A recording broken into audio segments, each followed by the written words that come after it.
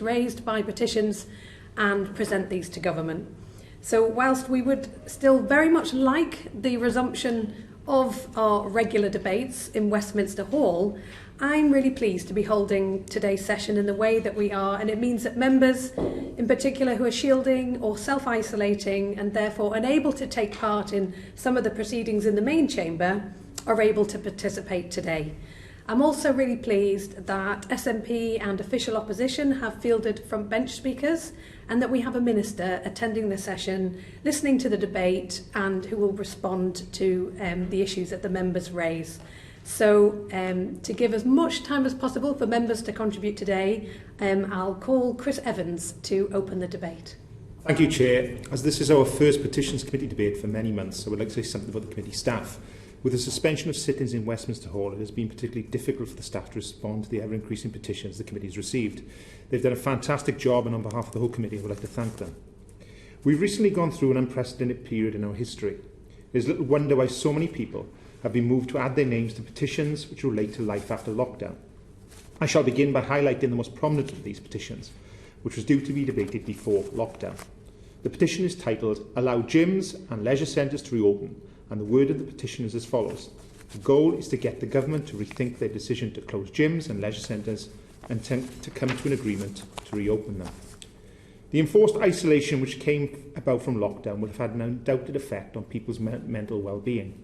Research has shown that public gyms and leisure facilities have a positive impact on educational attainment, productivity, reducing crime and loneliness, and engaging in active and disadvantaged communities. Recently, the trade body UK Active and Community Leisure UK warned more than 58,000 jobs were at risk, hitting the most deprived areas of the UK hardest because of the devastating financial impact of the Covid-19 pandemic. The petition has been signed by almost 130,000 people and reached the 100,000 signature threshold on the 24th of June and has received a response from government on 13th of May after it hit 10,000 signatures. As we know, this petition, along with many of the others that shall be discussed today, is now up to date for England, as the government has since announced an easing of restrictions around gyms, leisure centres and other sporting facilities. Outdoor gyms can reopen from the 4th of July if social distancing measures were still complied with. Outdoor swimming pools reopened at the weekend, with grassroots sports such as cricket returning also.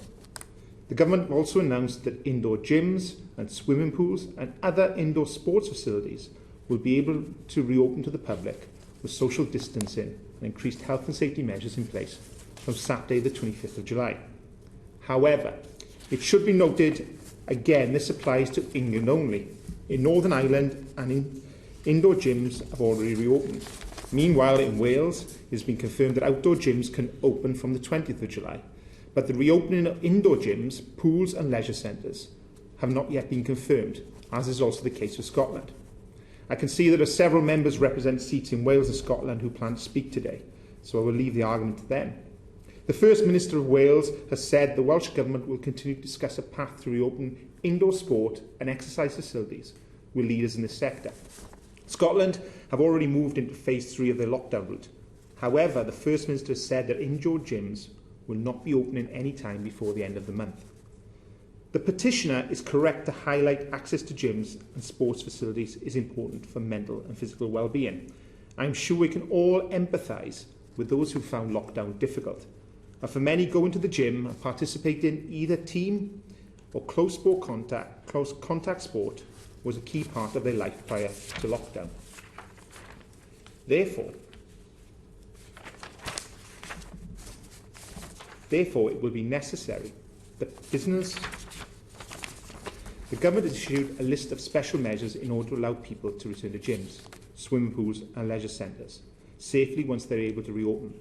These measures include limiting group numbers, spacing out equipment to ensure social distancing is maintained, one-way systems in and out of facilities, and increased cleaning procedures and ventilation. It is vital that precautions continue to be taken. After months of lockdown, and with life gradually resuming to something like normality, it is easy to slip into the belief that we have seen the back of this virus. Sadly, that is far from the reality. If an easing in lockdown restrictions sees the infection rate across the UK rise again, then future lockdowns will have to be considered. Therefore, it will be necessary that business and facility owners and members of the public continue to comply with sanitation and social distancing measures and other precautions such as the wearing of face masks. The number of signatures this petition amassed in such a short space of time demonstrates the desire to return to normal, as well as the commitment to do so in a safe and cautious way. Since the outbreak began, the committee has seen over 650 petitions relating to coronavirus. The committee has also launched an inquiry into the government's response to coronavirus, which has resulted in 2 reports. One into the impact of Covid-19 on maternity and paternal leave, and the other regarding impacts on university students.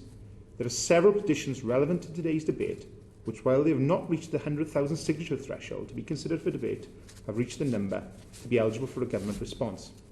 These include the petitions permit weddings of 5 people during Covid-19, reopen salons during lockdown with measures in place to practice safe services, and allow salons and tattoo parlors to open at the same time as hairdressers. Some of these are still awaiting a government response, despite restrictions now being eased on salons and hairdressers and small weddings now being able to take place across the UK. We've also seen petitions related to COVID-19 restrictions on travel, with a petition titled "Do not enforce a compulsory quarantine on people arriving in the UK," hitting over 12,000 signatures. The UK was one of the last countries to enforce controls at the border in relation to the coronavirus outbreak, and implemented a 14-day quarantine for all travellers into the UK, apart from those in the common travel area on the 8th of June. However, again, things have changed since then, with the Foreign and Commonwealth Office announcing a list of countries exempt from advice against all non-essential travel. This allows those returning from countries that no longer pose a high risk for British travellers to be exempt from self-isolating upon entering the UK. However, this does not mean that travellers from the UK are exempt from restrictions upon entering those countries, which I know has been a source of confusion for those hoping to plan holidays and trips abroad. A common feature of my inbox at the beginning of the pandemic were concerns from those who had travelled back to the UK at the lack of health screening and social distancing measures on planes and at British airports. Many more felt that the quarantine rules imposed last year were too little, too late, and should have been implemented at the beginning of the lockdown, as only a month on from implementation we see these measures already being rescinded upon. However, not all petitions have been called for an easing of lockdown restrictions. The petition titled "Delay for the Reopening of Schools to September," for example, goes to show that members of the public are concerned that government may be easing restrictions too soon for some sectors. The petition has received over 41,000 signatures, and the government responded saying there are no plans to delay the opening of schools to more children, and have said all children should be back at school after the summer holidays.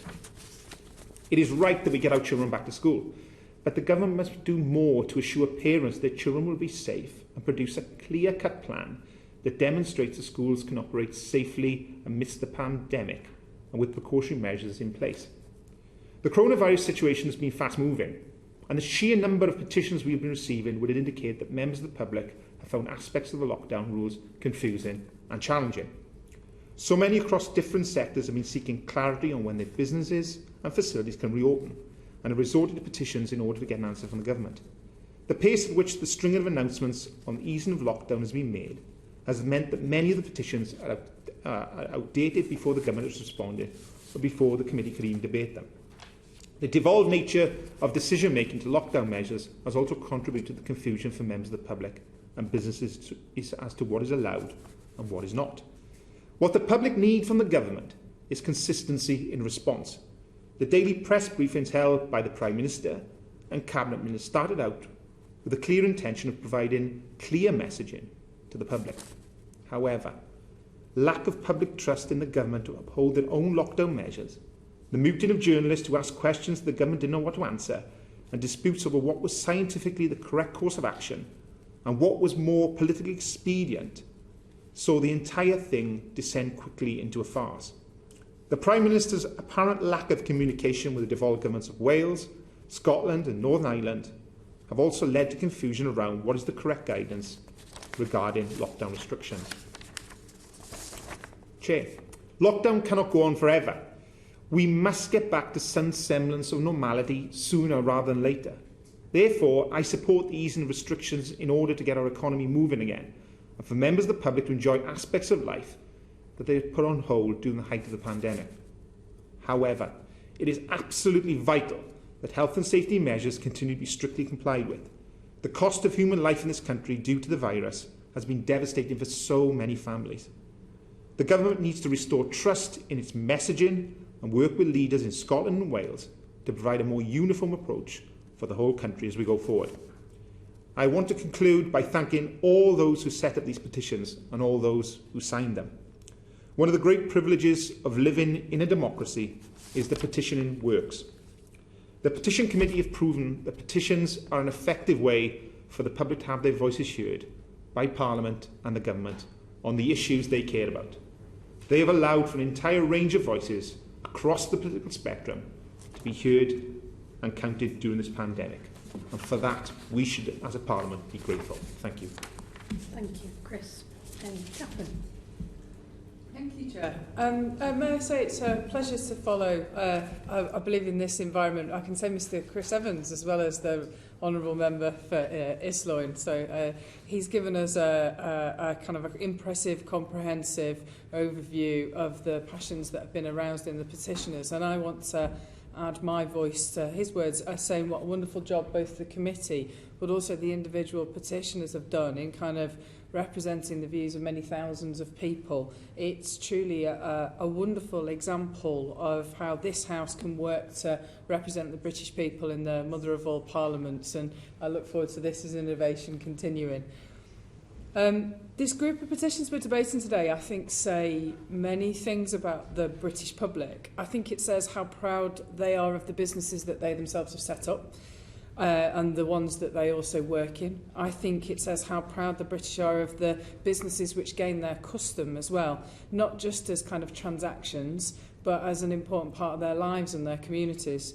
They think how gyms and leisure centres are important, not just for physical activity, but for personal well-being, and have huge impacts on mental health. Even those of us that are shaped like me understand how much better you feel after a run or an exercise class or a cycle. And the fact that 129,000 signatures were gathered so quickly is a real testament to how important and valued they are. I think the British public have also said how the heartbeat of some of our high streets are the salons that make us feel better. When we're down, they provide an enormous source of chat, of comfort, of community, and occasionally a bit of gossip. Which woman or man, for that matter, doesn't feel better after a bit of prettification and a good natter? Certainly not me. And these women-led businesses are something that I'm incredibly proud to get to, perhaps not as often as I should. What I also want to do is thank all of South Ribble's petitioners in Lancashire who've supported the beauty industry. I've had much casework about individual businesses, and I won't name all of them, but just to give you an example, the one in Tarleton, the Secret Spa, people were desperate to get back, and I hope that I speak for many in the debate today when I look forward to them their appointment book being full and overwhelmed as people come back. I also want to not forget the tattoo parlors, those skilled artists that are subject to another petition, like, and I always get this wrong, in Karma in Penwortham. They help us commemorate those we've lost. They help us show the love that we have for our families. And they allow us to shape how we present ourselves to the world. It's important stuff. What came across in these petitions is these people that run them, the people that work there, and the businesses are valued by tens of thousands of people. And I want to put on record my support for these important sectors and my delight that the lockdown restrictions have eased. As these petitions show, there was a huge appetite for them to reopen. Oh, I've just got a touch of an echo. There was a huge appetite for them to reopen as soon as it was safe to do so, and I'm super glad it's happened. I think it's important in this debate that we recognise why I asked them to close in the first place. This government didn't take these measures lightly. It goes against all of our political instincts, but we had to act to save, potentially hundreds of thousands of lives. And I must say that I would support that measure again if it became necessary. I really hope it's not. I have every confidence it's not. But it's not something that was done on a whim. And I think it's always important to remember that. The scientific advice has guided our actions. They've understood how the virus spreads. Bearing in mind, we didn't even know what this thing was in January. How the virus spreads, how spreadable it is, what stops it spreading. And there are lots of very clever and committed people working on vaccines to stop petitioners getting it, and working on medicines to help you if you do get it. They're a big part of what have allowed these petitions to be heard in England, and I look forward to them being heard in Wales and Scotland as well, to allow these businesses to reopen. You know, these scientists, these data modelers, these people behind the scenes have worked such long hours to understand how we can come out of the necessary lockdown with the risks minimised.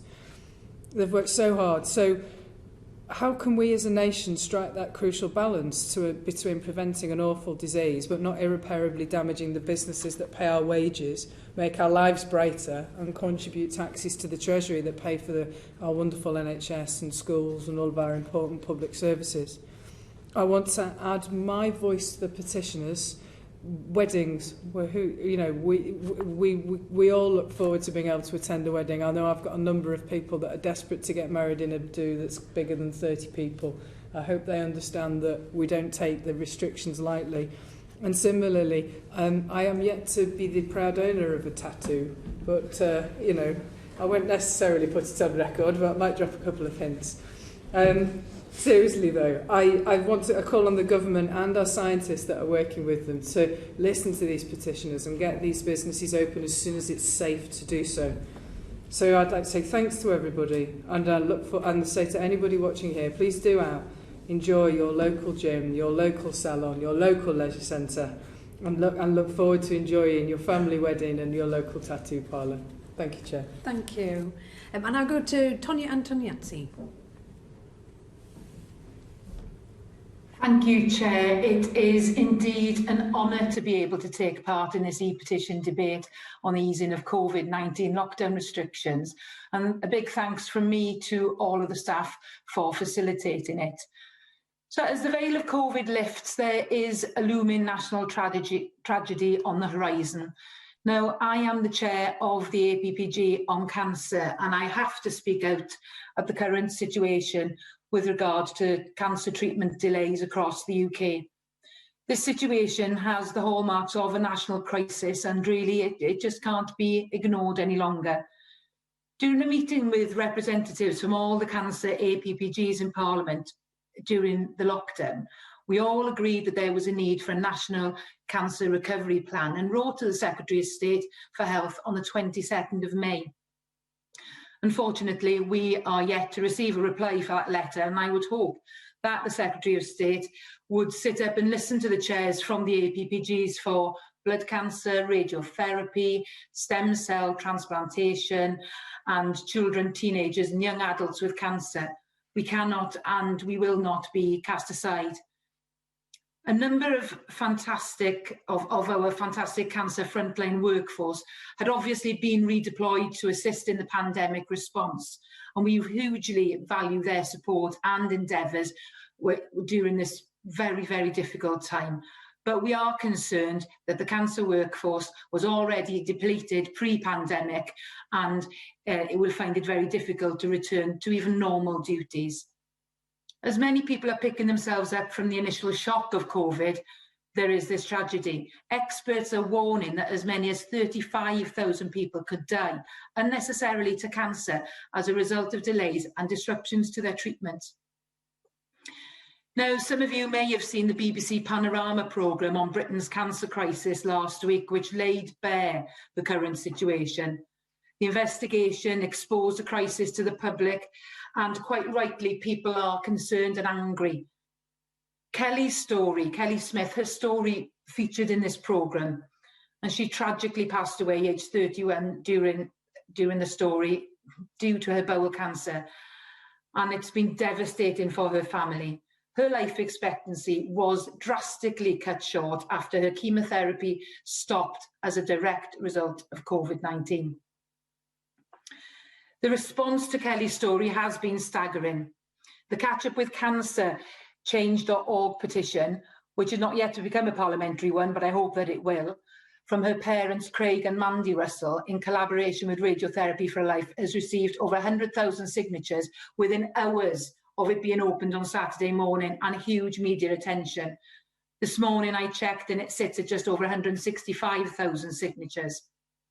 But what you really need to take the time to look at this petition and read the comments on the petition page, because it's hit home with me how many people are being affected by the backlog of cancer services. Just this morning I read, I'm signing this petition as my cancer surgery was postponed because of Covid-19. Another comment, cancer doesn't go away because of Covid. And what really struck me was this one, cancer does not negotiate, its treatment is non-negotiable. Cancer deaths are every bit as tragic as Covid deaths and deserve an equal amount of effort to prevent them. So we understand the demands that the NHS are under in all corners of the United Kingdom. I'm very proud of Dr. Ryan Lewis and his team at Singleton Hospital Radiotherapy Unit, Swansea, who recognise and have fast-tracked their research so more patients are treated quicker and more efficiently. But we need a comprehensive plan to bring cancer services from treatment to diagnosis back up to the normal levels now. But we've also got to deal with the cancer backlog, or the NHS won't be able to cope with the demand. So we need smart solutions and we need a plan. We can achieve this by boosting the capacity of previously underfunded Cinderella services like radiotherapy. The APPG for radiotherapy have this 6-point plan for rapidly transforming the sector, rapidly being a word here because time and tide wait for no man. The Catch Up with Cancer campaign are deeply concerned that the NHS England are limiting their ambition to getting cancer services back to normal by the end of the year. This is far too long. So, Chair, I'll end my request to the Minister. The government needs to make a Herculean effort, and it needs to make it now. Otherwise, this is a tragedy waiting to happen. So will the Minister today be so kind as to urgently speak to the Secretary of State for Health and ask him if he would agree to meet with Craig and Mandy Russell, the parents of 31-year-old Kelly Smith, whose life was cut short by COVID disruption to her cancer treatment, and who set up this petition. Thank you, Chair, and I hope to hear back from the Minister soon. Thank you, thank you. I now go to Nick Fletcher. Thank you, Chair. Thank my honourable member. Cancer affects everybody and it's a very important subject and it needs to be dealt with. This session will be important for lots of colleagues across the House, and like every MP up and down the country, I've addressed the concerns of hundreds of business owners during the coronavirus pandemic. I pay tribute to all of them for being so patient during this uncertain time. I thank the small towns that make up my constituency in Don Valley, from Thorne to Conisbrough and all the ones in between, who have really shown what a community spirit looks like, and I thank them all for that. I also thank them for the compliance with the lockdown, which has enabled us to start with the relaxation and the getting back to norm. The government's many schemes, including SEISS and furlough, have been outstanding, and I know the businesses and the employees who have benefited from these will be eternally grateful. As we have started to relax lockdown, the businesses that have been allowed to open are taking advantage of the flexi furlough, and this is helping considerably. However, as the risks are assessed and the R rate is being followed closely, it follows that some businesses may be able to open but not at full capacity or offering all the services it usually does. Hotels and wedding venues fall into this category. Companies which host weddings and those in the hospitality sector have been particularly hit hard and have had to cease lots of operations to keep the public safe. In particular, I pay tribute to the Crown Hotel and the Mount Pleasant in my constituency, who have had to postpone or cancel many weddings at a considerable financial cost.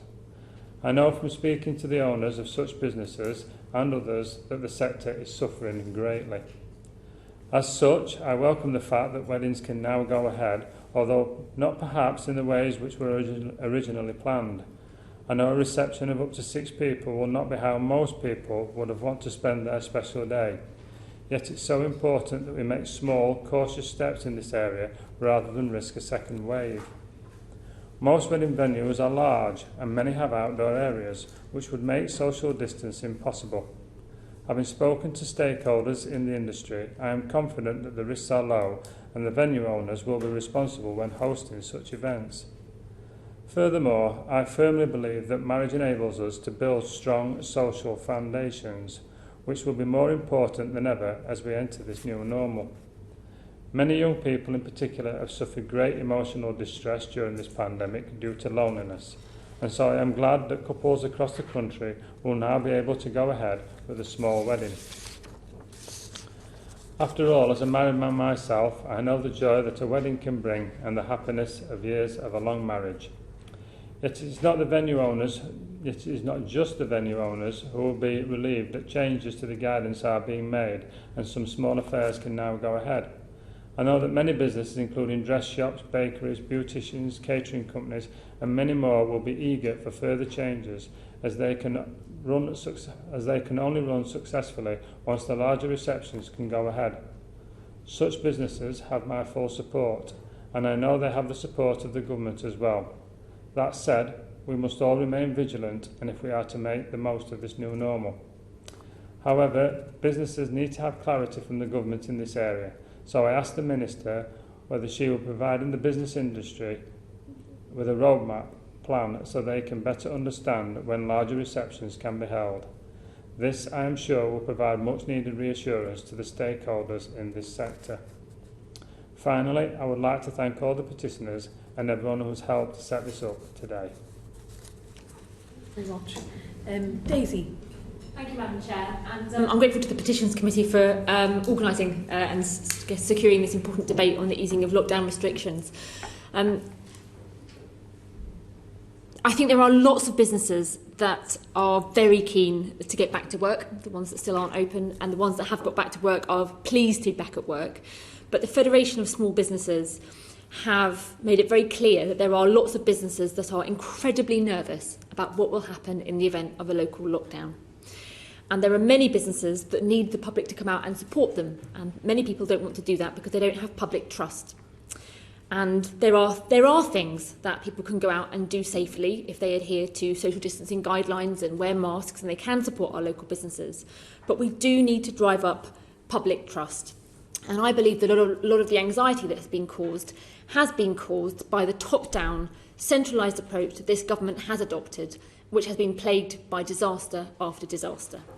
The NHS X app was heralded as world-beating, then downplayed as a cherry on top, and then dismissed as not a priority at all.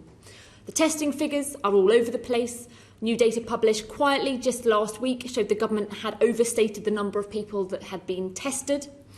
Human contact tracers have been recruited without any proper training, and I'm told by public health experts that actually this job requires a lot of skill to do this job properly. And when someone says that they can't remember where they were or who they saw, you have to gently and persistently guide them through every single step to get the data that you need for public health purposes.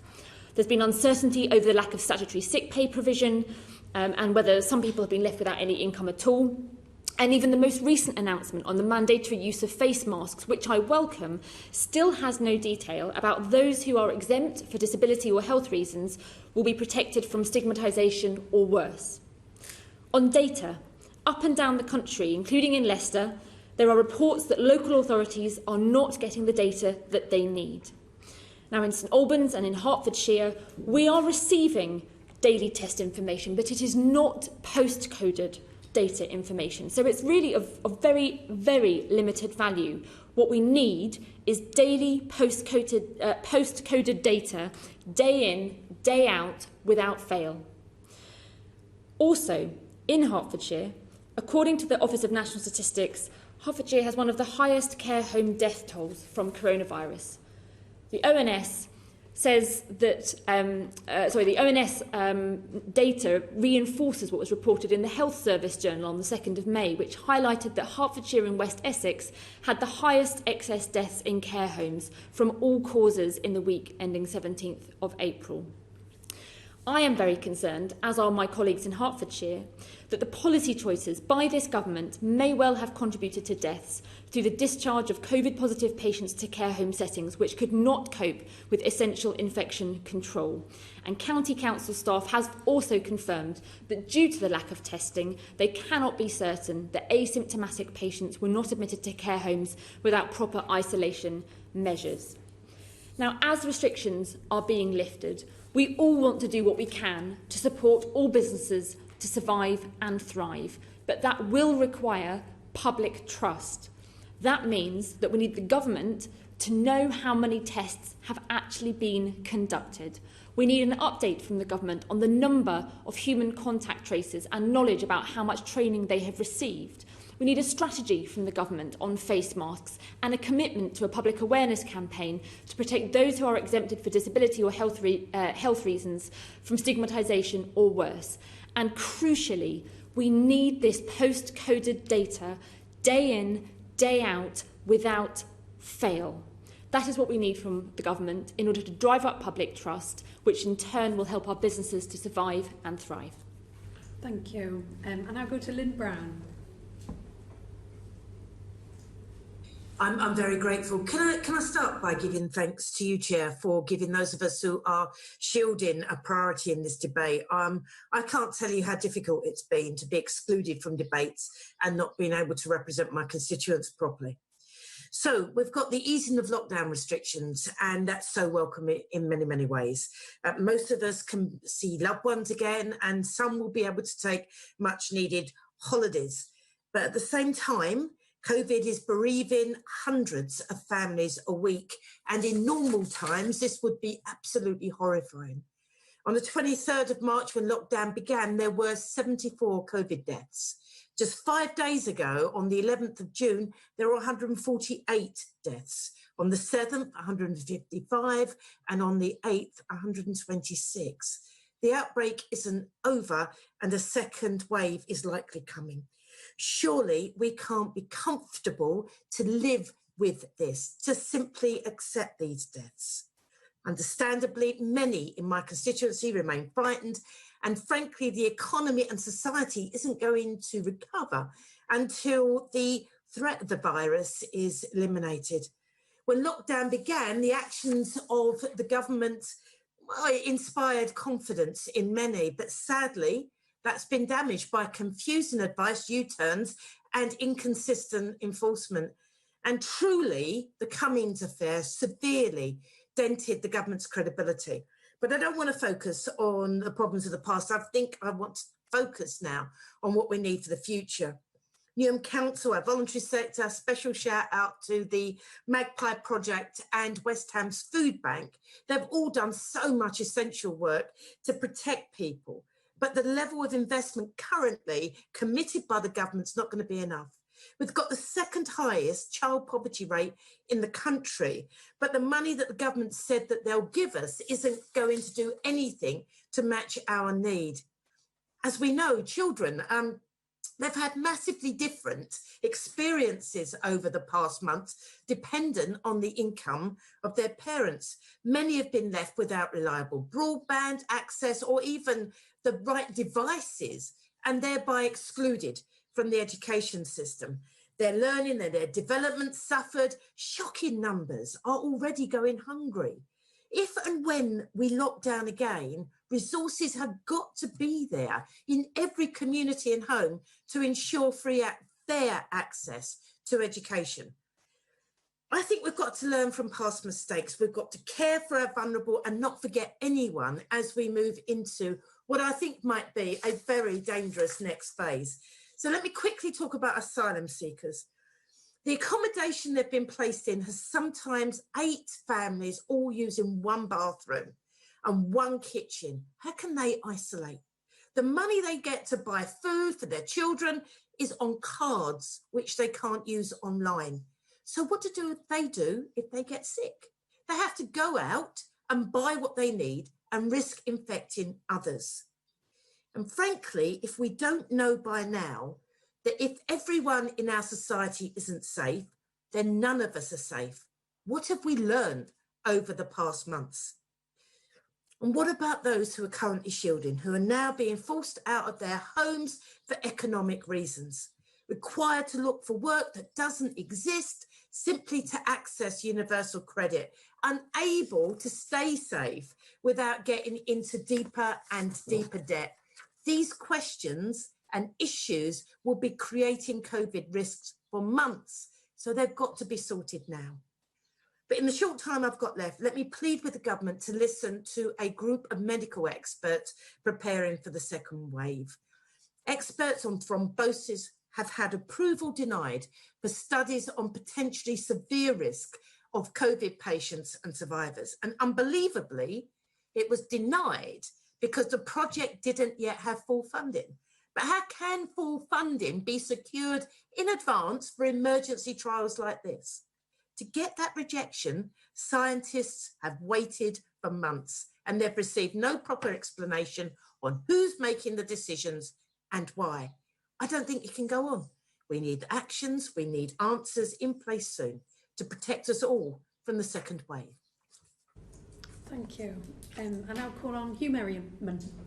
Thank you, Chair, and thank you ever so much to you and your committee for arranging for this session to be put on. I have found that there are far too few opportunities to be able to debate in this place, and it's great that you've brought this alive, and thanks to the petitioners for doing likewise. It's slightly disconcerting being this side of the select committee room and facing you. I now know what it feels like for our witnesses, and to have my predecessor up on the horseshoe as well makes it even more nerve-wracking for me, but I will do my best. I'm particularly keen to talk about the easing of the lockdown because I have become concerned in recent times as to the impact from an indirect health perspective, but also from the hit to livelihoods and a danger of a generation lost, a younger generation from the COVID pandemic. It's absolutely right that we have locked down and protected the most vulnerable, but I'm concerned to make sure that other voices and other concerns and issues, and indeed future pandemics, are not ignored when we make the decisions as to how our rules should be formed. So it's a great delight to talk. I should also pay great tribute to all of those who've worked, particularly in the health system and care system in Sussex. We've had the lowest number of COVID deaths in the South East as far as Sussex is concerned, but we have the highest concentration of care homes. So that to me demonstrates that there's something that we've been doing well, and I think it's important that we learn the lessons nationally from this pandemic, because clearly some things have not worked as well as they should have done. But I want to pay tribute to everyone in Sussex for what they've done. But in terms of the easing of the lockdown, which I welcome, I wanted to touch on schools.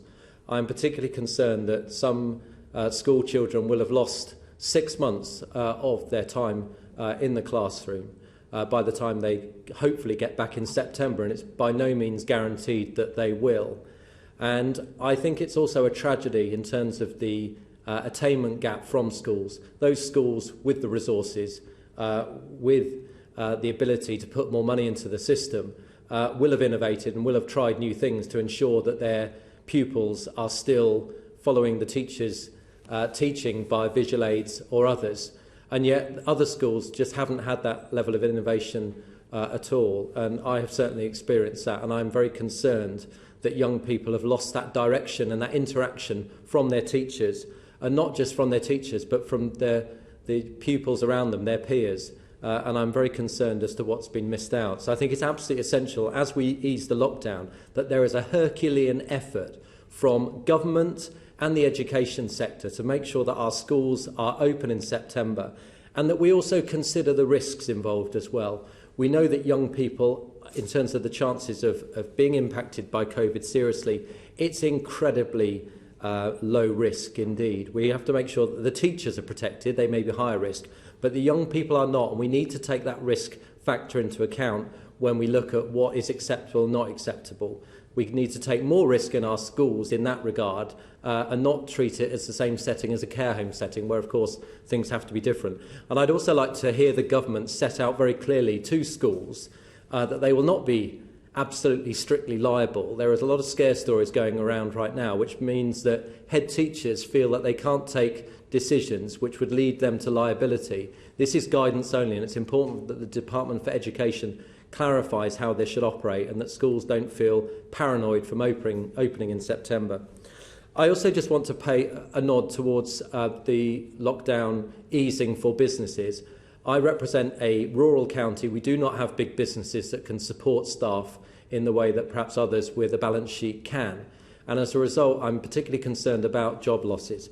I've always been very proud, and I know that opposition MPs have found it quite annoying when Conservative MPs stand up and talk with pride about the jobs that have been created. And that's actually been one of my most proudest moments as a Conservative MP, because to me, when you give someone a job, you give them hope, you give them livelihood, and you increase their life chances. And for those rates to go in the opposite direction, to me, will be absolutely destroying.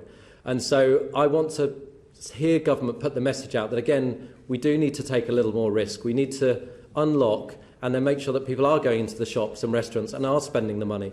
The government's pumped £200 billion into this episode. There's a limit to how much can be put in. We now need to ask people to use their common sense to try and return back to some normality, to accept this risk will be inherent and will remain with us.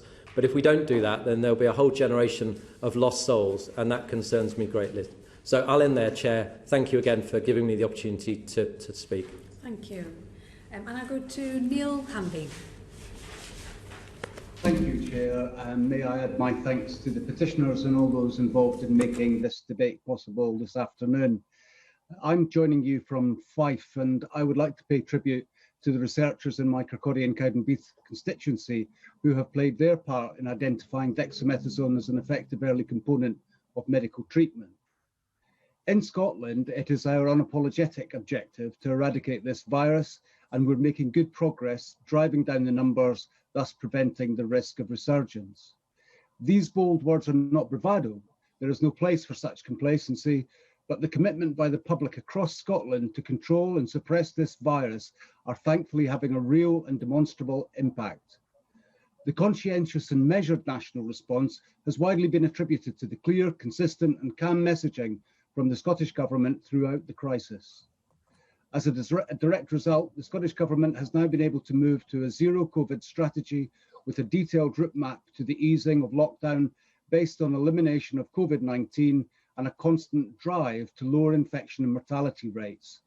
This is quite rightly underpinned by a steadfast refusal to be satisfied as long as people are still dying. Having now reached stage 3 of the route map, further easing will continue to be in line with containment of the virus. The message in Scotland is clear and concise: stay safe, protect others, and save lives. A key driver in Holyrood's decision to ease restrictions has been evident in official data, which indicates that the COVID-19 death rate in Scotland has been in decline for 8 consecutive weeks. Scottish Government modelling suggests the number of infectious people has fallen by more than a quarter each week since mid-May. Yet despite much higher levels of infection, hospitalisation and mortality, the UK Government over that same period has been easing England's lockdown restrictions more rapidly than the devolved governments of Edinburgh, Cardiff or Stormont. Nicola Sturgeon has been clear that public health, not politics, must drive coronavirus, and I believe this is where the main divergence can be seen in the approaches north and south of the border. Yes, despite the Prime Minister's farcical protestations of late, a border exists between Scotland and England. Chair, south of that border, it increasingly looks like the Prime Minister considers his political survival as preeminent to the health of the very public he was elected to serve. If not this, then what drove the hyperbole and hype of Super Saturday, reopening of pubs, restaurants, hairdressers, hotels, museums and cinemas in England on the 4th of July, with some Tory MPs branding it Independence Day? But as alcohol put paid to any form of social distancing in Soho, Susan Meehy, Professor of Health Psychology at University College London, condemned the decision as a disaster waiting to happen. That was exactly what we should not be doing. At the end of May, I was joined by over 75 parliamentary colleagues in writing to the Prime Minister, raising the distressing experiences and very real fears of consultant medical staff across the UK of a premature relaxation of lockdown in England. Almost 2 months later, that letter and the concerns of those doctors remain unanswered. As we move to each new phase in easing lockdown, we must never forget the dreadful loss of life, where at least 45,000 people in the UK have succumbed, each and every one of them a potentially avoidable tragedy had we only locked down earlier. The government's own scientific advisors are warning of this risk.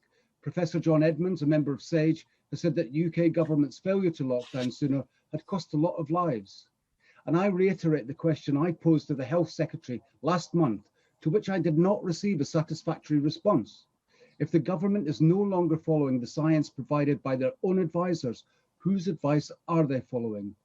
In closing, never before in modern times have the words of Winston Churchill been more apt. Those who fail to learn from history are doomed to repeat it. Let that not be us. Thank you, Chair. Thank you. I go to Kate Griffiths now. Thank you, Chair. I'd like to thank the Petitions Committee for holding this session and allowing members to participate virtually. All MPs have been petitioned from constituents on a wide variety of issues, and I'd like to raise just a couple of issues that I've been contacted about. As lockdown eases and our pubs and bars begin to reopen, I'd like to pay tribute to the hard-working hospitality industry who've stepped up and introduced the necessary measures to keep customers safe. Many will be operating at reduced capacity, under much financial pressure, but have overwhelmingly adopted the necessary precautions to be able to safely welcome back their regulars. However, this sudden rush to return to a sense of social normality is causing significant problems in terms of policing. As the Chief Inspector of Staffordshire Police recently said to me, the nighttime economy experienced extraordinary demand, usually only seen on New Year's Eve. On the night pubs reopened, a Staffordshire police officer was attacked whilst dealing with revellers in Uttoxeter. It was a cowardly attack on someone doing a difficult job at this time, and I hope he's making a speedy recovery. Across East Staffordshire, the significant increase in antisocial behaviour and public disorder is not just around pubs and in urban areas. It's across our open spaces and among our local communities. In my constituency, Craythorne Road playing fields in Rollston is one such example. As lockdowns started to ease, large groups of young people began gathering on the playing fields at night, and what started out as small groups of local youngsters soon grew into 100 to 150 young adults every night. They're even travelling in from further afield. This brought with it significant alcohol and drug consumption, serious acts of vandalism, noise levels which impact the lives of anyone living nearby, and a litter problem beyond which residents have never seen before. Discussions with the parish council and the police have centred on whether a public space protection order might be implemented, but with an already stretched police force, it's hard to see how this could be effectively enforced. I think it's essential that we try and find ways that we can promote and support youth projects and activities that will provide some focus for younger residents over the summer period. I've every sympathy for those who've been unable to socialise with friends and peers as colleges and universities closed. And they're now looking for opportunities to get together as lockdown eases. And I suspect that the forward planning required to visit bars and pubs is making them more relaxed to participating in outside gatherings, which are much more appealing to them.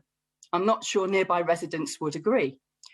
I hope that over the summer we'll see a return of outside events, which might provide some focus to the opportunities to gather socially and help deter those intent on setting up illegal raves, which seem to be popping up across the county, and further adding to the demands on police resources. I'd also like to thank our environmental and public health professionals.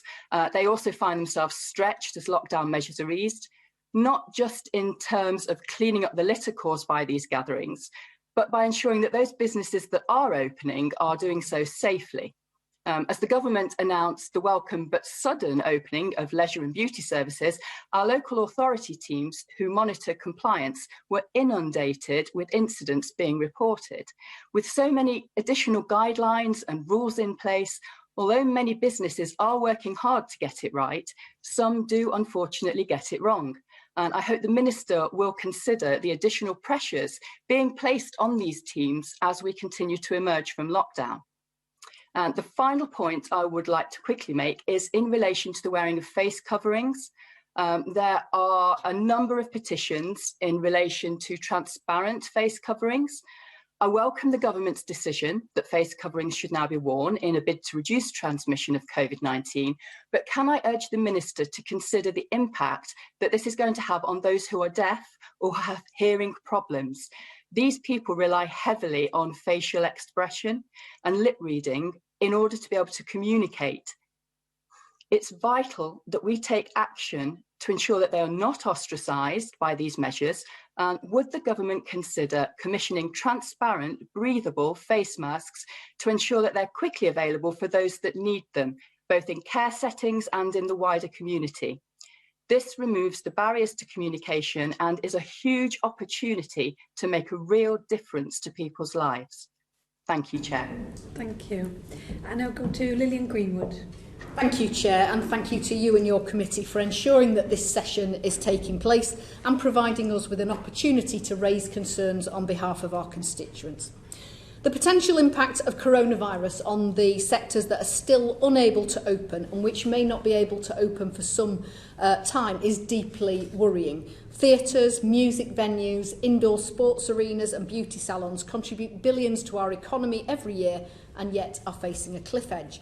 Without urgent and specific efforts for each sector, these places which are so important to our communities simply may not survive. Honourable members may not be aware, but the biggest indoor audience sport in the UK is professional ice hockey, with, in normal times, 30,000 fans filling arenas every week in the season.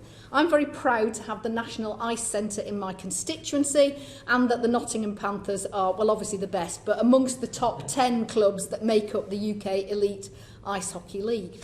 The league directly generates £6 million in revenue for the Treasury each year, with ancillary spend at the 10 venues plus venue staff, merchandise sales, council tax and so on, doubling that figure. Until the pandemic, elite ice hockey was self-sufficient, but the league lost over £500,000 with the cancellation of the season's climax playoff finals weekend in April and another £1 million with the cancellation of league games.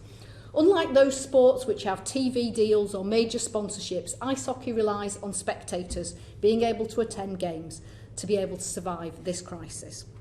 According to Gary Moran, who's the Nottingham Panthers general manager and speaks for the Elite League, they could survive with half capacity in their venues and fans spread out wearing masks and adopting other safety procedures, which, alongside a small amount of government support, would allow them to play a successful and safe 6-month season.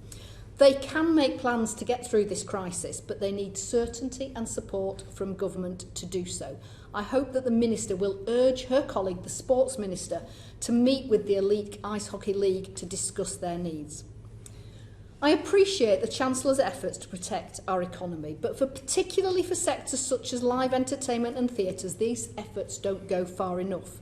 Theatres such as the Nottingham Playhouse need a timetable for when they can reopen, even if things have to look very different to normal.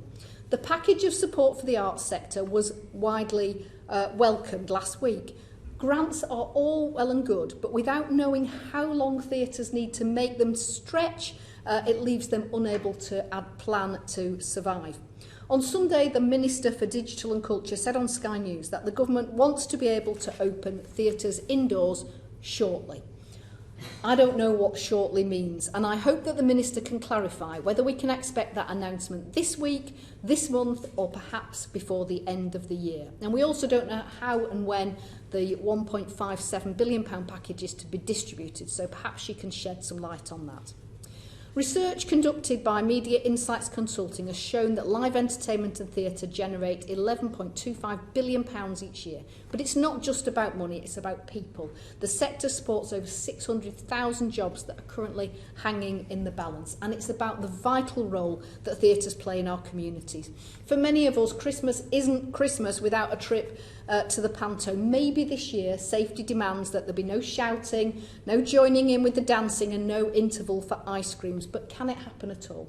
For Nottingham Playhouse to spend money preparing a panto for November, they need to know now that they'll be able to open by November.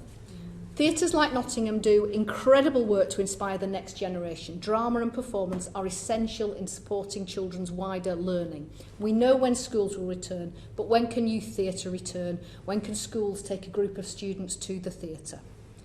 There's been good news in recent weeks, Chair, for certain sectors. Hairdressers, barbers and beauty salons have thankfully been allowed to reopen. However, beauty therapists still face a partial lockdown as they're unable to carry out any facial treatments. This puts at risk thousands of jobs, overwhelmingly held by women and Black, Asian and minority ethnic women in particular. The Beauty Guild, the UK's largest trade body representing over 16,000 professionals, have written to the Prime Minister urging him to reconsider his policy forbidding facial treatments. They make a very good point when they say that while it's understandable that some treatments must remain off limits, there's no scientific reason why eyebrow treatments pose more of a threat than beard trimming. The sectors I've highlighted today are not asking for things to go back to the way they were. They've been patient. They appreciate not everyone will be the same, that there'll be social distancing and some things remain off limits. But if they can't offer their services, they need extra support to survive. So I hope when the Minister responds, she's going to say what they're going to do so we don't see mass redundancies and we don't lose these cherished institutions from our communities altogether. Thank you. Now go to Tim Farron. Thank you, Chair, and my thanks to the committee as well for this incredibly important opportunity for us to discuss how we ease restrictions and indeed build back better. I want to run through a few issues in the time I've got available if I can, and echo many of the comments made earlier by my honourable friend, the member for Gower, who chairs the all-party group on cancer. Undoubtedly, we are facing the potential for there to be more people who lose their lives as a consequence of cancer treatments that were delayed because of COVID than who lost their lives to COVID itself. And the reasons are clear. Many chemotherapy sessions, surgery sessions, postponed often for good clinical reasons because of risk to immunity and risk to infection, but also often for not so good reasons, because originally the government's guidance was that there should be delays and deferrals and cancellations of treatment irrespective of whether that was clinically justified. And so I also want to add my support to those calls for the Catch Up with Cancer campaign led by the parents of Kelly Smith, who, as we heard, died at 31 years of age and undoubtedly had a shortened life because she had her treatment delayed. We need to catch up with cancer. We need to make sure that radiotherapy, for example, is used as a substitutionary treatment, being brought to places like Westmorland General Hospital to be delivered closer to people's homes, but also as a substitutionary treatment across the country. So we don't do what the government's planning to do, which is to get back to normal by Christmas. We need to act now to save thousands and thousands of lives. I want to move also then on to the issue of the biggest employer in my constituency, hospitality and tourism, a special case, I would say, in our economy. It's the largest employer in Cumbria, the fourth largest in the country, and of course it operates seasonally on a feast and famine basis. And we know that that COVID-19 came in at the end of the winter famine. The feast has been cancelled, and the government's plans at the moment is to cease support as the next famine begins.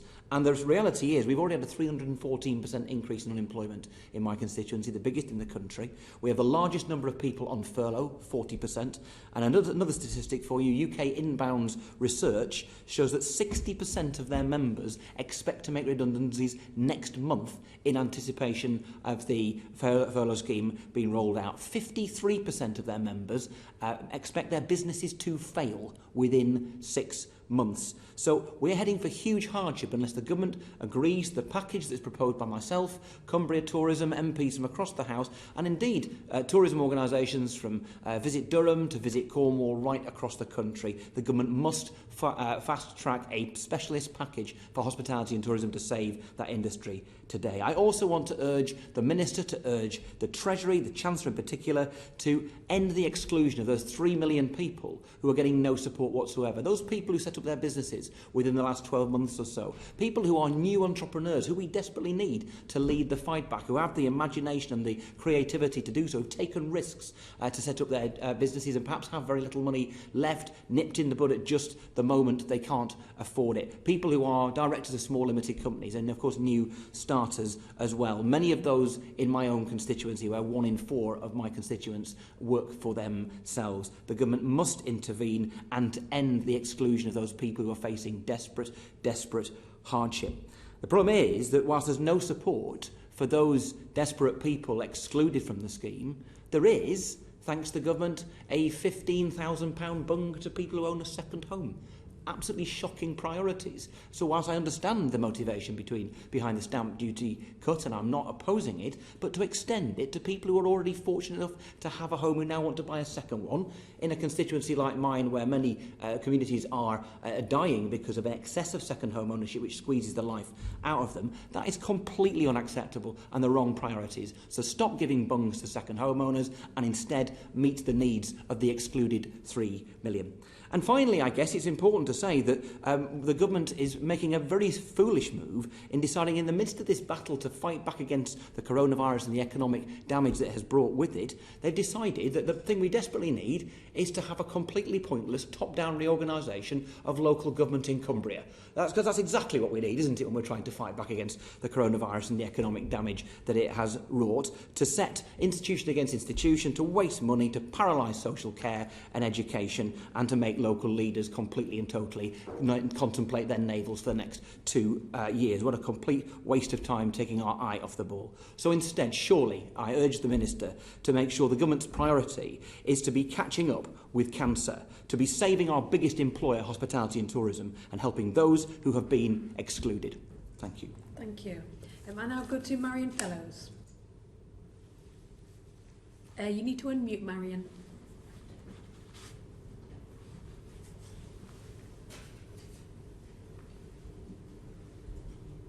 Apologies. I'm so sorry about that. Thank you, Chair. I'd really like also to thank all the constituents in Motherwell and Wishaw for signing the various petitions that are being debated today. And it is incumbent on all of us as MPs to listen to what folk are telling us. The SNP's main message as lockdown is eased is to stay safe, protect others and save lives. Now we're in stage 3 of 4 of our route map from lockdown. Further easing will continue to be in line with containing the virus, and a formal review of lockdown restrictions is due on the 30th of July. In the meantime, the First Minister has asked everyone in Scotland to keep the heat. At this point, I'd really like to express my personal delight at being able to hug my granddaughters again. It's been a very long time coming. The virus continues to pose real risks to public health, and the economy could be devastated by a second peak. The Academy of Medical Sciences warns that a winter resurgence of Covid-19 in the UK could result in more cases and deaths than the recent peak, unless action is taken now to prepare. People across Scotland are doing the right thing and following the rules. Our government's cautious approach to coming out of lockdown is working. We've gone a full week now with no recorded deaths from Covid-19. However, yesterday's ONS figures show lockdown easing alone is not enough to regrow our economy. We need an £80 billion stimulus to protect firms and household incomes. The ONS has described the UK's economy as in the doldrums, after new analysis shows that the economy is now 24.5% smaller than it was in February, and it grew by just 1.8% in May. The £5 billion UK government measures announced by the Prime Minister didn't include any new money, and the Chancellor said he would be spending £30 billion, with £804 million for the Scottish Government, only £21 million of which covers economic development. But we'll wait to see the small print, having been shortchanged so often recently. The remaining funds for Scotland will be spent by the UK Government. In contrast, Germany announced a stimulus package of 4% of its GDP.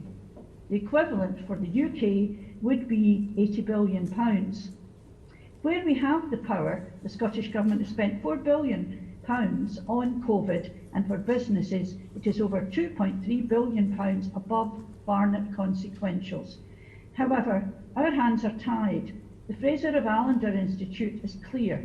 Scottish Government can borrow up to £450 million per annum for capital investment. On resource spending, they can borrow up to £600 million each year, but only for forecast error and cash management. They can't borrow to fund discretionary resource spending. The UK Government must heed the recommendation of the Higgins report, which states the urgent need to access low-cost debt requires an accelerated review of the fiscal framework and a significant increase in access to capital investment to support an investment-led recovery. The furlough scheme must be extended so firms and workers don't have to decide between their health and their livelihoods. Crassly describing the end of furlough as a tough moment shows how detached from reality the Chancellor is. It will be a personal tragedy to many, but the Tories seem intent on sinking their helpful lifeboat. The Commons Library estimates unemployment could rise to 3.8 million people without intervention. Whilst the traineeships, apprentices and job centre coaches announced in the fiscal statement are really welcome, they won't provide the level of income that the furlough scheme has provided. The Self-Employed Income Support Scheme should also have been extended beyond the planned second and final payment in August, so businesses can rebuild. Instead of loading businesses with unsustainable debt, the Treasury must now heed the calls of the SNP and industry and turn its interruption and bounce-back loan schemes into equity or, where appropriate, grants. Refusing to support the needs of each part of the UK will undermine recovery by forcing firms and workers to choose between local measures and bankruptcy. With hospitality opening up again in Scotland, we welcome the UK Government's action on a hospitality VAT cut following sustained pressure from SNP MPs.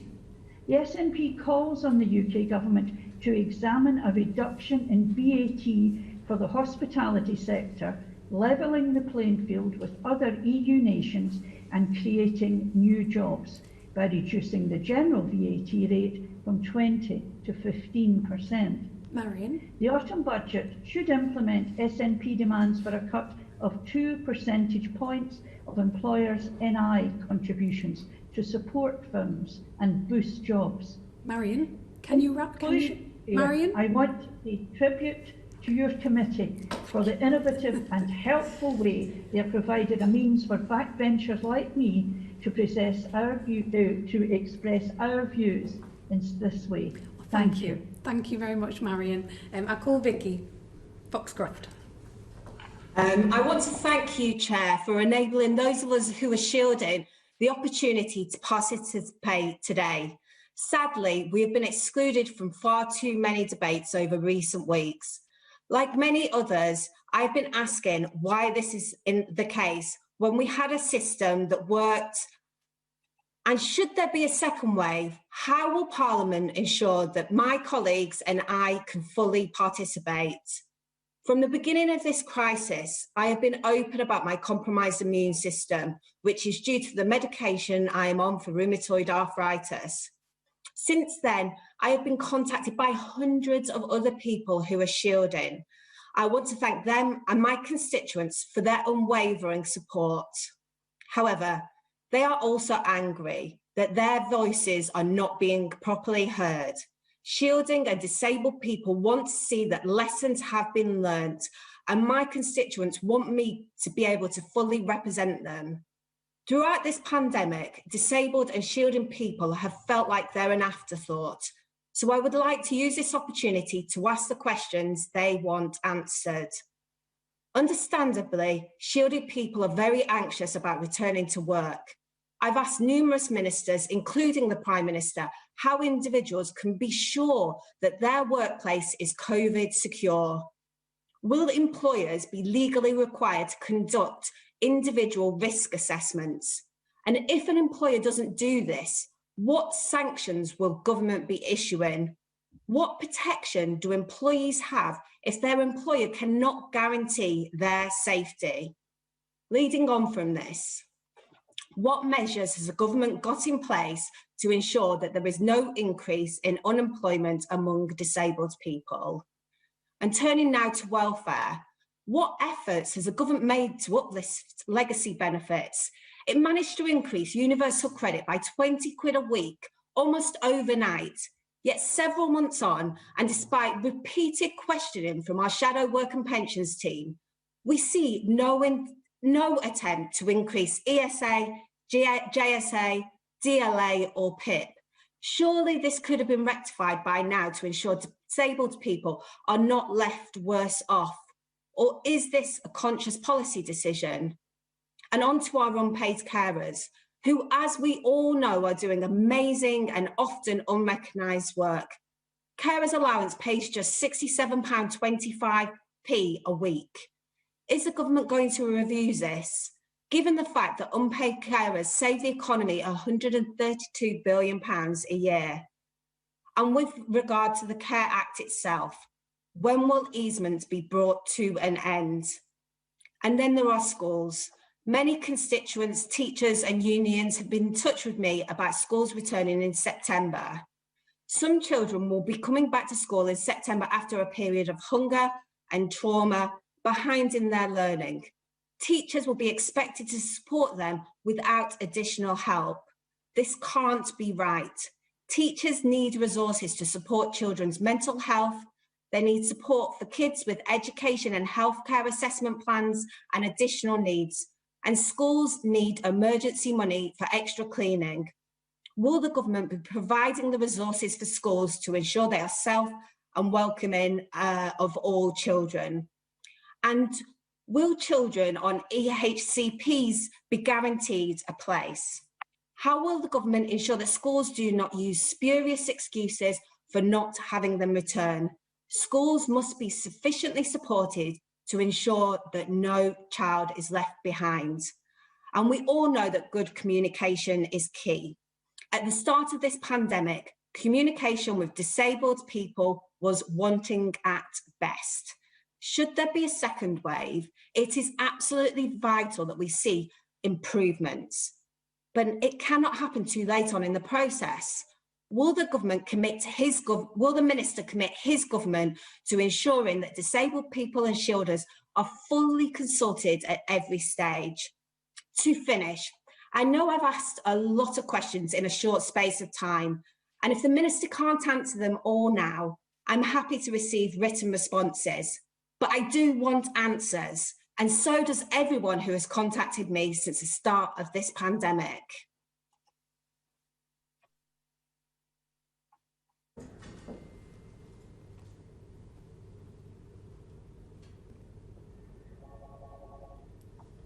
Ian Byrne? Yeah, thank you, Chair, and thank you to the Petitions Committee, and thank you, Vicky, for that absolutely magnificent contribution. It was superb. It was an honour to actually listen to and witness it. As we move further out of lockdown, it seems to me that we are exiting lockdown, but are doing so without a strategy. A key part of this strategy should be an effective track and trace system underpinning the easing of lockdown. The government pledged we would have a well-beating test, track and trace system up and running by June the 1st. More than 6 weeks later, the government's system has cost £10 billion and is still not fully working. This is hardly surprising given the track records of many of the private providers who this government, in its ideological blindness, continues to turn to and continues to fail this country time and time again. It reminds me of the football managerial merry-go-round where continued failure counts for nothing. So as we move further out of lockdown, it is essential that a robust track and trace system is in place and one that actually works.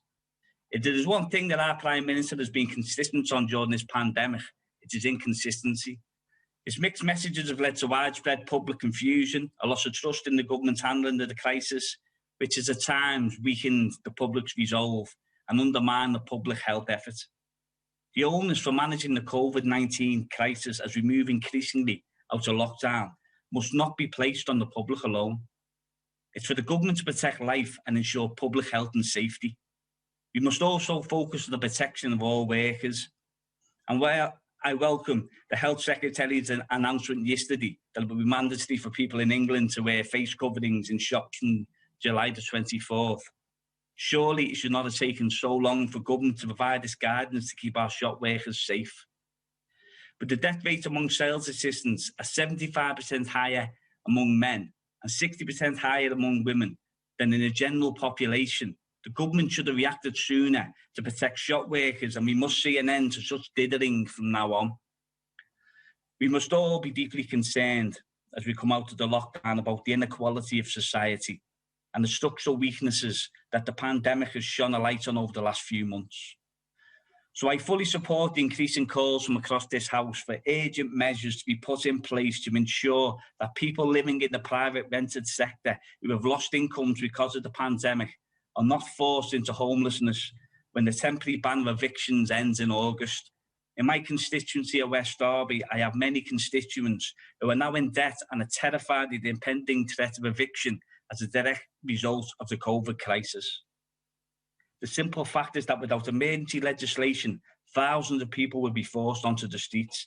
I've spoken over the last few weeks to housing advisors and law centres who are literally in tears about this impending humanitarian disaster. Shelter believes up to 500,000 people will be at risk of evictions. These figures should chill everyone in his house to the bone. I urge the Minister to maintain the funding required to keep all of our citizens safe and to honour their commitment earlier in this year to do whatever it takes to protect life in these unpredictable times.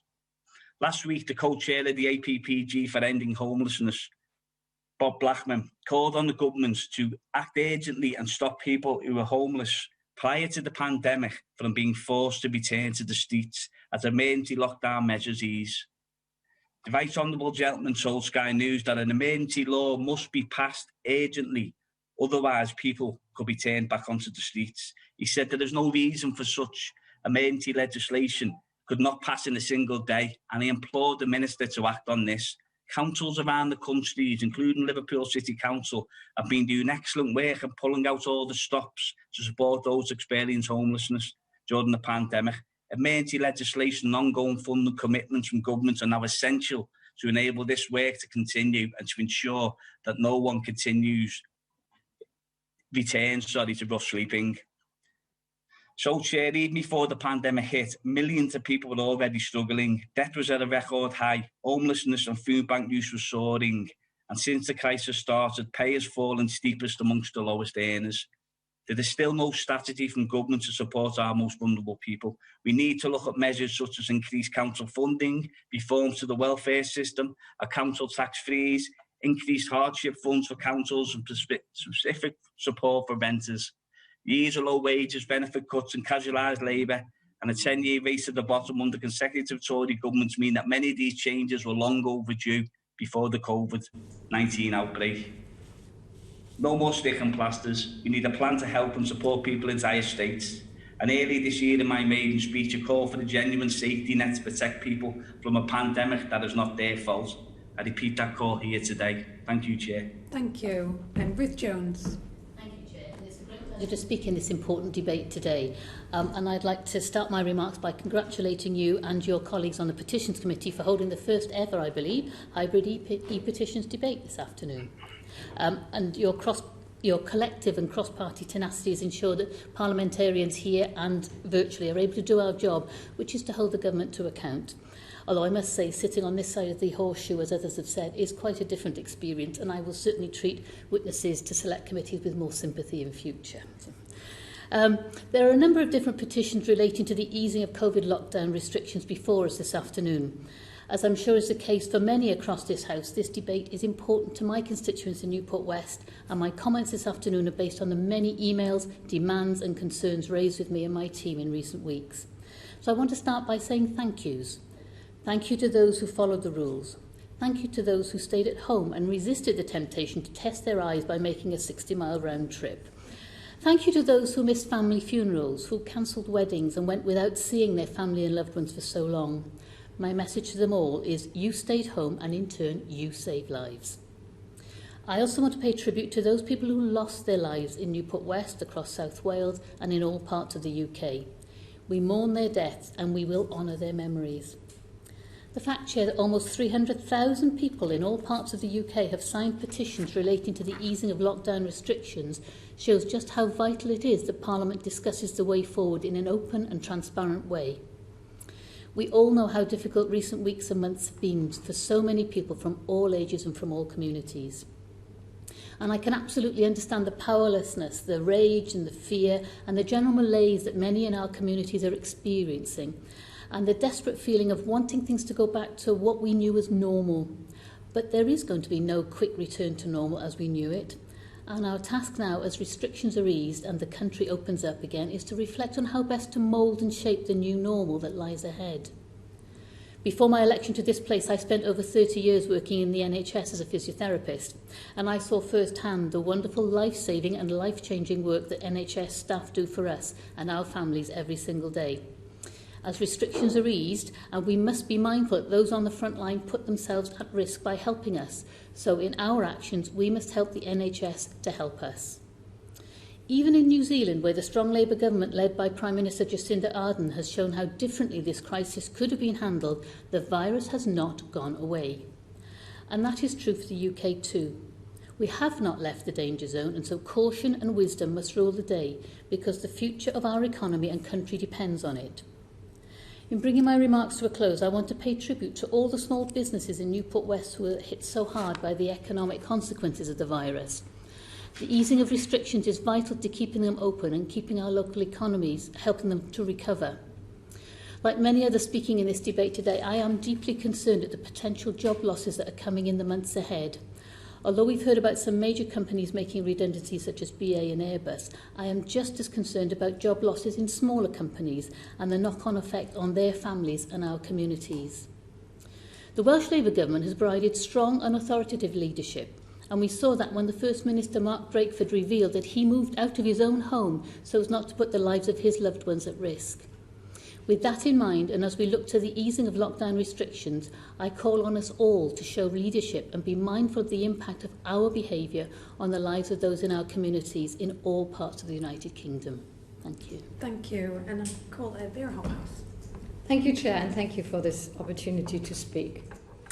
For over 7 months, the world has lived with a deadly virus.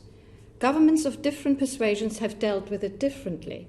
Some quickly understood its lethal potential and imposed far-reaching and very restrictive measures on their citizens. Others played down the health risk in the hope that the economy would not be affected and the virus would naturally disappear. Our government did something in between. Lockdown has imposed heavy restrictions on all our citizens. It has brought our economy to its knees, but the virus is still with us today. So where should our priorities be? We must be very clear. The protection of lives is a moral and political obligation of each government. And we should protect lives beginning with the most vulnerable, the elderly, those with underlying health problems, people on lower incomes, and from ethnic minority groups. This government failed all of them. As a result, we have the highest death toll in Europe. And the failing messages from our government continue 7 months on.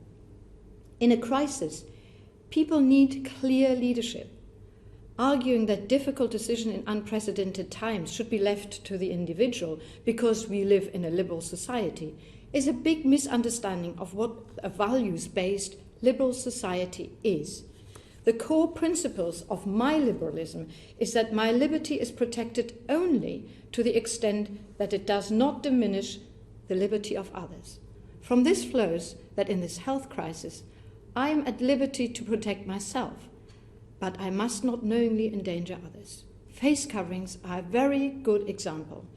They are primarily effective because they protect others in case I'm an asymptomatic carrier of the disease, have only very mild symptoms, or am in the early stages of infection. A YouGov COVID tracker indicates that currently only 38% of Britons are wearing face coverings, compared with 90% in Singapore, 88% in Spain, and 73% even in the US. We are at the bottom of this league table. The most comprehensive study carried out by the WHO so far analyzed data from 172 studies in 16 countries. It found that wearing a face covering can reduce the risk of spreading the virus by 80%. Further evidence from countries, other international countries emerging, is that there are many more silent carriers of the virus than previously thought. People with no or mild symptoms are still contagious and could be responsible for nearly 80% of the spread of the virus. So why have face coverings not become mandatory much earlier? And why is it not already become the norm in most indoor settings? I would argue we here on the parliamentary estate should wear face coverings whenever possible. Social distancing is unfortunately quite poorly observed by, not all but by some MPs, standing around in clusters chat seemingly with no cares in the world about the deadly virus that is still amongst us. Our government has come up with many excuses about evidence only emerging now. Nonsense. Anybody who cared about the safety and well-being of all its citizens would put caution and protection at the core of its policies. Individual politicians in government would set a personal example of the right thing to do and showed that they actually cared about the nearly 48,000 lives that have already been lost. This deadly virus is still with us. Reducing risk whenever and by whatever means possible must be at the heart of our policies. The spotlight is clearly on this government, and I would say wearing a face covering is a core and vital part of easing the lockdown. Thank you. Thank you. I now call on the front bench spokesperson for the SNP, Dr. Philippa Whitford, who has 10 minutes to respond to the debate. Thank you very much, Madam Chair. This pandemic is not over. Globally, there are almost 200,000 new cases every day, and that is just those with access to a test. The spread of COVID depends on 3 factors: the contagiousness of the virus, how long each patient is infectious, and the number of contacts they have during that time. It's that last bit that we can manipulate. In March, with soaring COVID cases, we went into lockdown. This was an emergency measure to bring the surge under control by stopping all contacts, but it was a blunderbuss. The ideal is to find and test those who may have the virus, trace their contacts, and isolate those individuals, not the whole of society. One problem has been asymptomatic spread, whereby carriers of the virus without any symptoms can still be spreading it to others. This is why face coverings are important, to reduce the projection of viral droplets into the air when we speak. They have been recommended in Scotland since the end of April and were becoming more common, but making them mandatory, first on public transport and more recently in shops, has now raised the uptake to over 90%. It's bizarre we are still having this debate in the UK when they are already mandatory in almost 2/3 of all countries. The Royal Society carried out a review which highlights the contribution they can make. Hopefully, research will help produce transparent but breathable masks that will make life easier for those who depend on lip reading. Like keeping 2 meters apart as much as possible, all of these measures are simply to reduce the virus being spread by those of us who may not even know we are infected. While some never have symptoms, many become infectious just 2 days before they become unwell. As the incubation period is only about 5 days, time is of the essence, as the earliest contacts they may have infected are already on day 3, when the patient gets symptoms and goes for a test. As well as getting tested, the results need to get to public health teams so they can trace the contacts and isolate them before they too become infectious. The Secretary of State rarely mentions it, but it's actually isolation that stops the spread of COVID. That's why a test, trace and isolate system is critical to easing lockdown, and it needs to be fast. Unfortunately, the Secretary of State has been more focused on the number of tests instead of creating a system. On the 34th of April, he celebrated reaching his famous target of 100,000 tests, but only by double counting some nose and throat swabs as separate tests and including those that weren't carried out, but just posted out. Indeed, that week, 95,000 home tests were posted out, but while less than a quarter were returned, all were counted towards the target.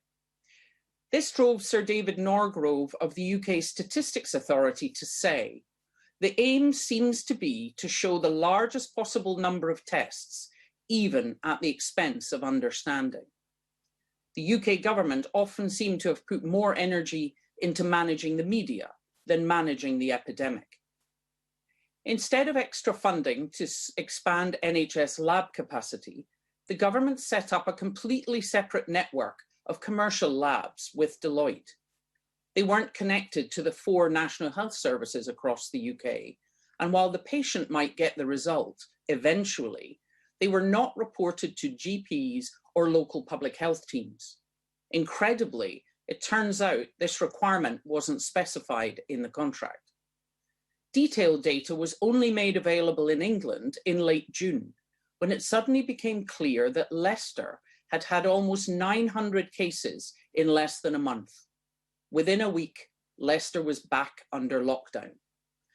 While the Prime Minister congratulates himself on his whack-a-mole approach, for the people of Leicester, it feels just as bad as the national lockdown.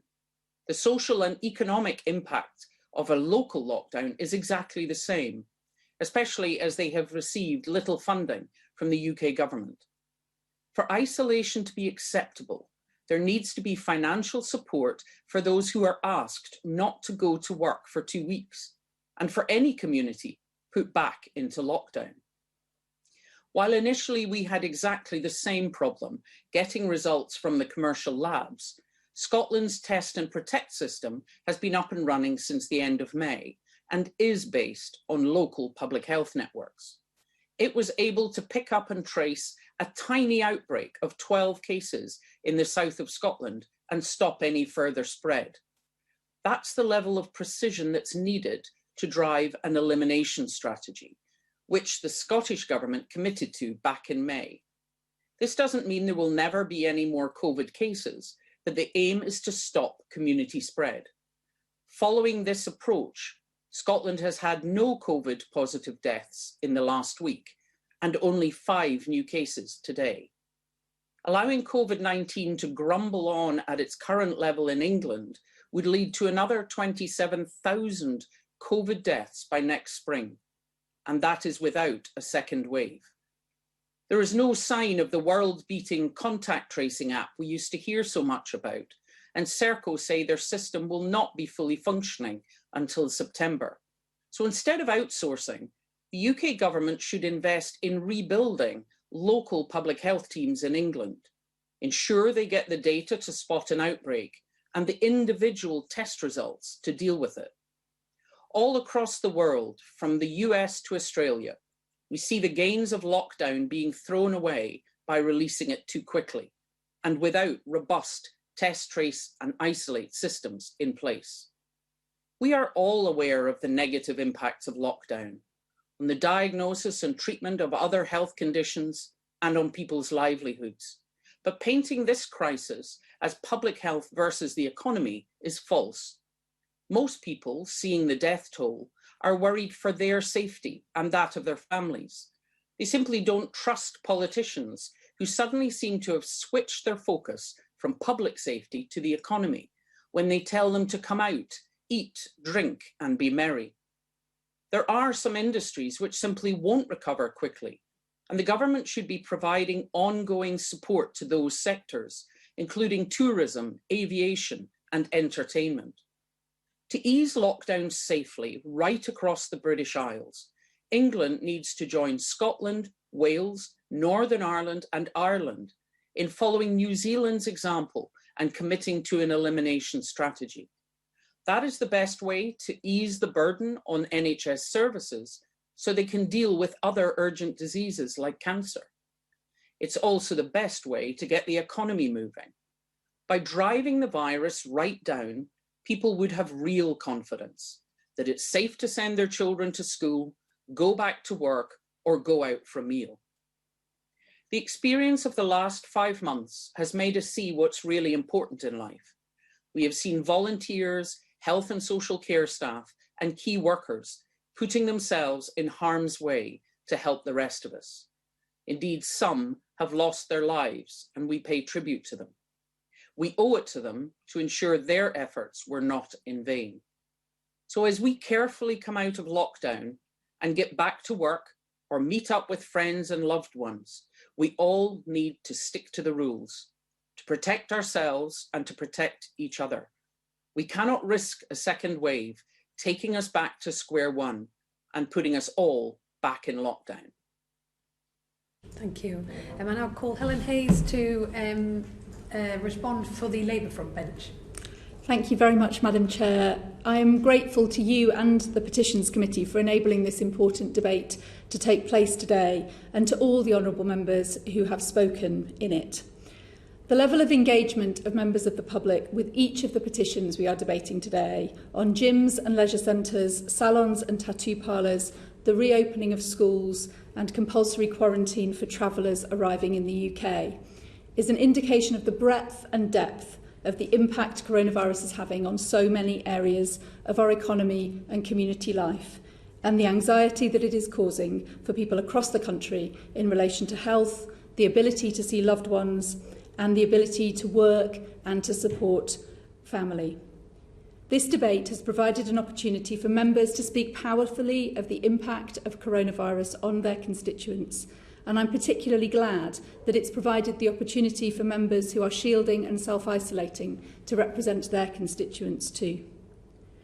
I don't have time to mention all of the contributions that have been made in this debate today, but I will highlight a few that are made particularly important and pertinent points.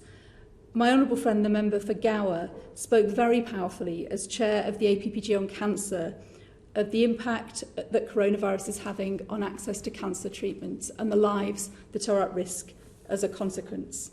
My honourable friend, the member for West Ham, highlighted the continuing tragedy of COVID deaths and the appalling plight of asylum seekers forced to live in unsafe accommodation at this time.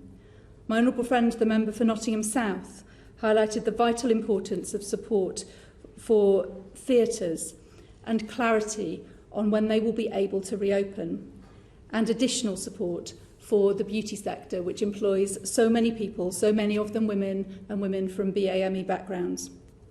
My honourable friend, the member for Lewisham Deptford, spoke powerfully of her experience of shielding and of the experience of so many who are shielding and vulnerable, and the importance of having a process to guarantee COVID-secure workplaces, and the need for specific support for people who are unable to return to work where that is not possible. My honourable friend, the member for Liverpool West Derby, highlighted the importance of a functioning track and trace system and the vital importance of protection from eviction for private renters. And my honourable friend, the member for Newport West, highlighted her concerns about job losses in smaller companies and the importance of ongoing vigilance in our communities while coronavirus is still there. And finally, the honourable member for Bath highlighted a working app that will enable councils to contact everyone at risk with a cast iron guarantee about the security of personal information. Second, the challenge of local outbreaks. We have seen the first local lockdown in Leicester, and this is already being followed by outbreaks in Blackburn and potentially also Kirklees. It is vitally important that restrictions are reintroduced whenever there is evidence of increasing transmission of coronavirus. Yet current government policy leaves individuals and businesses penalised for doing the right thing. There is no commitment to location-specific income protection measures going forward for employees via the furlough scheme or for self-employed people. There is no guarantee that those who work with vulnerable people will not have to choose between the safety of those they care for and their ability to put food on the table at home. There is no commitment to private renters that they will not face eviction because they are unable to earn income due to coronavirus in their local area. How does the Minister expect local lockdowns to be implemented and sustained without government support to mitigate the consequences? And does she know whether and when the government plans to announce any such support. The third question is that of the differential impacts of coronavirus on different sectors of the economy. Recent announcements on the creative industries and hospitality are welcome, but what of the transport and aviation sectors, retail and our high streets, where redundancies are being announced in their thousands? How does the Minister justify a blanket stamp duty cut which will only drive up house prices when the same money could be targeted to support industries where job losses are highest and where recovery is likely to be slowest, as well as the forgotten 3 million who are currently not receiving any support with income from the government at all? The debate today has illustrated very powerfully the gaps in the government's current approach and the certainty that employers and individuals need to begin the process of rebuilding our economy. The government must now stop its reactive, piecemeal approach and deliver a comprehensive exit strategy based on a comprehensive and effective test, track and trace system, sector-specific support and flexible place-specific support to contain localised outbreaks. Thank you. And I now call on the Minister, Chloe Smith, to respond for the government. Thank you very much indeed, Chair, and I trust you can hear me as I begin. Great. Well, Chair, thank you very much indeed, and can I say how important it is to see the Petitions Committee having its first hybrid debate, and I congratulate you and everybody involved on achieving that. And I'd like to thank the committee for choosing this important debate today, and to thank all members for their contributions. I will do my best to refer to backbench contributions through my remarks. Can I also, at the outset, place on record my thanks to all members of the public, who of course should be at the heart of any debate by the Petitions Committee, and it's excellent to hear their voices coming through loud and clear in today's important material. Coronavirus is, of course, one of the biggest challenges that the UK has faced in decades, and we're not alone in that. We are seeing the devastating impact of this disease around the world. It has left many thousands of families grieving for loved ones who have been taken, sadly, before their time. As a result of the measures that we've put in place, many of which have been unprecedented, and the extreme hard work of the British people, we've been able to bring the spread of that virus under control, and I think we've been able to ensure that the NHS has not been overwhelmed. We do have to now begin to recover and start to restore our way of life in a way that protects lives, but also livelihoods. So the government believes that we are in a position to make life increasingly easier now for people to see more of their friends and family, and as a result of the Chancellor's wide-ranging financial support measures, also to help businesses get back on their feet and people back to work. Let me begin by talking about some matters that honourable members have referred to today, and I'll begin with local lockdowns, which the Honourable Lady for the Labour Party touched on. The government's recovery plan, published in May, set out how we will make this recovery by moving from a series of national restrictions to a set of more targeted and local measures. Where any increased local transmission is identified, areas may be required to take additional measures to reduce the spread of the virus. This has happened in Leicester. Public Health England, the Joint Biosecurity Centre and NHS Test and Trace constantly monitor levels of infection across the country and will work with local authorities to implement additional measures if needed. Those decisions will be taken on a case-by-case basis, and the advice may differ according to the circumstances. We do know, of course, that we have to continue to proceed carefully to make sure there is not a second peak, and so the relaxation of all measures would be conditional on our ability to control the virus and respond effectively to outbreaks. So we ask everybody to play their part in that. I'd like to thank the honourable members for Buxton and Bath for their comments on face coverings, amongst other issues that they have raised.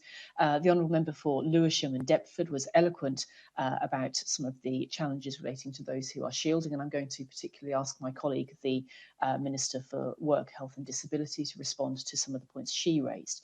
The honourable member for Gower was passionate in her representation of those facing cancer, and I'm going to ask the relevant health minister to look at her request for a meeting. And finally, I'm also going to ask my colleagues in the health department to look at the point made by the honourable lady for West Ham about some studies that she has seen. Let me turn now to the voices that we've heard also from elsewhere around the United Kingdom, and I'm very pleased that, as well as the honourable lady for Gower, we've heard from Newport West, Kirkcaldy, Motherwell, and others across England as well. And this reminds us that it has been important to work throughout this crisis as part of a united UK-wide response. Public health is a devolved matter in Scotland, Wales and Northern Ireland, and those administrations have rightly adopted measures at different times in different ways. I want to pay tribute to all those who've been working across the UK to defeat the virus, and I want to note the benefits of working together and how all those four nations have been supported and strengthened by a United Kingdom government. So, for example, pointing out the unprecedented financial support package that the Chancellor has been able to provide at the scale of the United Kingdom. Let me return then to some of the other areas where we're supporting the public and sectors of the economy to get back to some degree of normality. I'll turn to education. Returning to school is absolutely vital for our children's education and for their well-being. And our aim is to have all pupils back at school in September, and we've set out guidance to help schools return in a safe way. For the vast majority of children, the benefits of being back in school far outweigh the very low risk to them from coronavirus. And our £1 billion package of support will help primary and secondary school pupils to catch up, which recognises the lost time in education as a result of the pandemic. Turning on to sport, and I'll note at the outset that the Honourable Member for Nottingham South made a point about the Elite Ice Hockey League, which I shall ask my colleagues in the in DCMS to follow up. We know how important we know how important sport is for well-being, and that's why the rules on exercise were initially relaxed from the 14th of May, and the government has now gone further to ensure that outdoor pools can reopen. That's from the 11th of July, and indoor gyms, swimming pools and sports facilities being able to reopen from the 25th of July, which will be welcome news to millions of people. Turning onwards to salons, which I know was one of the subject of one of the other petitions under consideration today, and the Honourable Member for South Ribble particularly talked through these issues. Beauty salons across England have now been able to reopen. The updated COVID secure guidance sets out the measures that those providing close contact services should follow to protect staff and customers. And the government has worked with businesses, trade associations and medical experts on the safest way to reopen contact services like nail bars, tattoo and massage studios. We've been clear throughout this crisis that we want as many businesses as possible to open, and we want to help everybody have confidence that it is safe for them to do so. At this point, I'll acknowledge the points made by the Honourable Members for Don Valley about businesses seeking a clear path ahead, and the Honourable Member for Liverpool West Derby, who made points about workers as well and what they need in their workplaces. Turning to the subject of a further petition that I think it's the case that Honourable Members haven't particularly dwelt on in this debate, but I know that there were members of the public who signed a petition in relation to quarantine, and so I wanted to note that effective from the 8th of June, rules are in place for entering the UK because of COVID-19. Those rules are for residents and visitors. And these self-isolation measures that are as part of these rules are designed to bring the transmission rate down, stop any new cases being brought in from abroad, and crucially help to prevent a second wave of coronavirus. Now, we have recognised, of course, that the impacts, that the measures taken, such as this, to limit the spread of COVID-19 does have a substantial impact both on people's lives, of course, but also on our economy, such as in the tourism sector. We have judged that that was important to endeavour to save lives, but we have also aimed to continue to support businesses in the tourism sector through one of the most generous economic packages provided anywhere in the world. Let me draw my remarks to a conclusion here, Ms McKinnell, by saying that I want to thank all others who spoke today, all other honourable and right honourable members who spoke today. I know there are a few who I have not been able to respond to specifically, but what I'm going to do is ask colleagues across government to look at all the points that have been raised today and ensure that any further specific points are dealt with by correspondence. I'd like to reiterate my thanks to every member of the public who took part today, because it's incredibly important that we hear their voices. I've always welcomed the innovation of the Petitions Committee in being able to do that time after time, and its particular innovation today in doing it in a new way. in conclusion, defeating coronavirus will take a sustained and collective national effort. While aspects of our lives are returning to near normal or a new normal perhaps, we are all in this for the long haul, and there are many battles that we need to win before we can say we've won the war. As we start to recover and return to our way of life, it is vital, of course, that we all do stay alert so that we can control the virus to protect lives and livelihoods. And I'll call Chris Evans to sum up at the end of the debate. Thank you, Chair. I speak as Great Britain registers 45,000 deaths from Covid-19. I think this is the first hybrid debate. I think it's extremely important the public know when they put their names to a petition, their voice will be heard, taken seriously, and above all acted upon by both government and Parliament itself. This has been a worthwhile and constructive debate. We've heard from members from all across the UK. I'm also pleased many members of our committee have taken part in what I believe is a very successful afternoon, and I hope this is the first of many. I think what has come out of this debate has been communication. There has to be a recognition by government in Westminster that devolution, whether it is in the nations or the regions, is real and functions effectively. COVID-19 does not respect boundaries or borders. Therefore, as well as being clear in what action is being taken, the government has to have dialogue with the devolved nations, local government, to ensure there is absolutely no confusion as we move out of lockdown. Simply put, Chair, government needs to speak with one voice. There is no aspect of society not affected by this disease. In particular, I was concerned as I listened to my honourable friend from Gower as she mentioned cancer treatment during COVID-19 pandemic. It is deeply concerning that those who are suffering from the terrible disease, and I don't think there's anyone in this room who has not been touched by this disease, have found that their treatment has been put on the back burner. This is a potential scandal, and we morally have to do something about that. Equally, we heard passionate speeches from my honourable friends in East Ham and West Derby, and Lewisham as well. Sorry, I can't remember the constituency. But I would say that everybody who has contributed to this debate has done so from a point where they want to make sure that their constituents are heard. Ultimately, we face an uncertain time. And I have to say this, the response of the public, whether they are caregivers, NHS workers, or simply working in the corner shop, has been absolutely exemplary and an example to us all. I believe if we continue in that spirit, then we will beat this terrible disease that has been visited upon us. Thank you. Thank you, Chris. Thank you very much for both leading, opening and closing this debate for us today. And thank you so much to all of the members who contributed to today's debate and for your really impressive restraint in terms of keeping to time. And I apologise for the only interruption that I made, but because of the restraint of other speakers, it was completely unnecessary. And I did interrupt at the very moment you were about to thank me, Marion, so I deeply do regret that.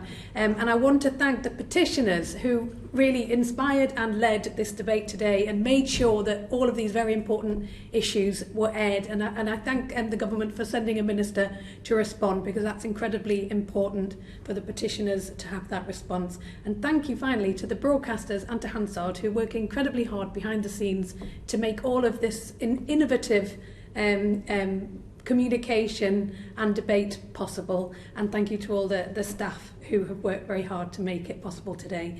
Order, order.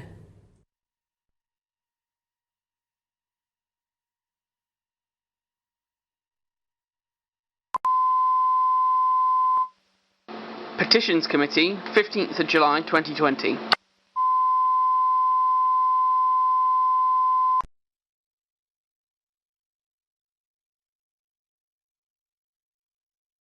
The proceeding has ended.